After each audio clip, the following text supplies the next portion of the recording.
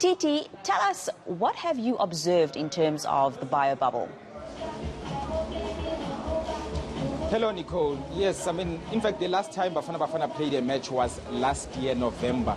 So you can imagine in terms of the time that they last played a game before, of course, the first international friendly against Namibia on Thursday. Now, coming back to your question, there's issues, of course. We are still in a bio bubble. That is the national team.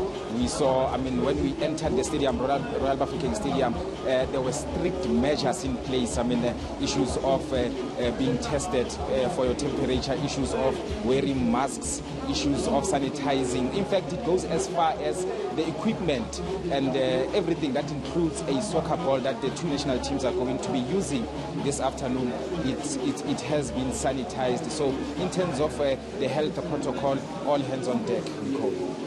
Now, Titi, it's quite a pity that we still can't have any spectators in the stadium. Just listening to you speak, I can hear it's quite a vibe where you are right now. Now, Bafana Bafana showed signs of rustiness in that game against Namibia last week.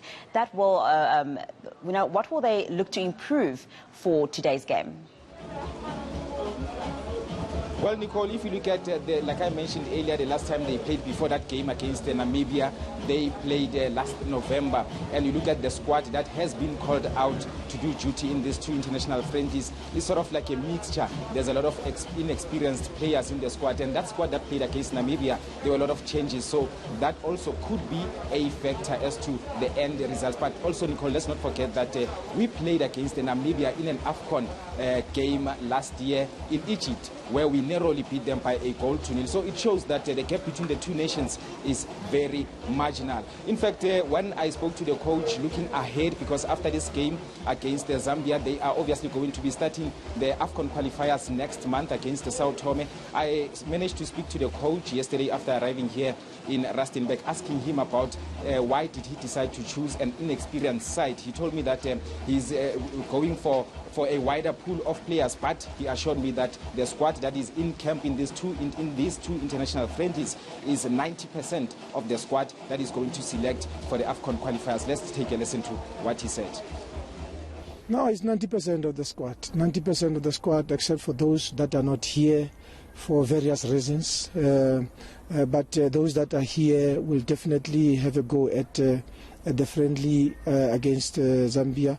We need to go there, express ourselves, represent our country, and wear the jersey with pride. And wearing the jersey with pride, it means in the national team, every game you play to win. But in football, it doesn't happen that way. At times you have to dig very deep to get results. At times you draw a game you shouldn't have drawn. If you look at Namibia, the chances we created, unfortunately, could not win us the game.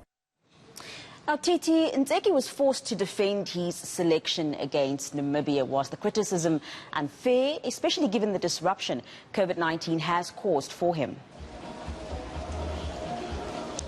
Well, it's two ways. If you look at it, looking at that starting lineup against Namibia, there was no the captain Tyson Hlatshwayo, there was no Pesitao, there was no Tembazwane, there was no a lot of key players or senior players that we normally would expect to start for Bafana Bafana. He was trying his selection, trying to give other players a chance, and unfortunately for him, the result was not a positive one, despite the fact that, of course, it ended in a draw. But coming to the game this afternoon against Zambia, we saw them when he arrived at the stadium earlier today. Of course, they are coached by a former Orlando Pirates coach, Milutin Sredojevic. He's in charge of the Zambian side. He's a coach that knows South African players very well. So it's interesting to see how the game will work out. Remember, these are the two teams that are preparing for the AFCON qualifiers. The two nations, there's a great rivalry between Zambia and South Africa, especially in the COSAFA region. Remember, these are the two teams from the COSAFA region to have won AFCON, that is Bafana Bafana and Zambia. So it is all to play for, despite the fact that, of course, there's no fans due to COVID, and the fact that, the two teams, it's a friendly, it's an important game for both sides to prepare for next month's AFCON games. Tshepo Thobane, thank you so much for that. And as you say, unfortunately, there aren't any spectators there today, but we will see that match. It is going to be live on television at 3 p.m. this afternoon.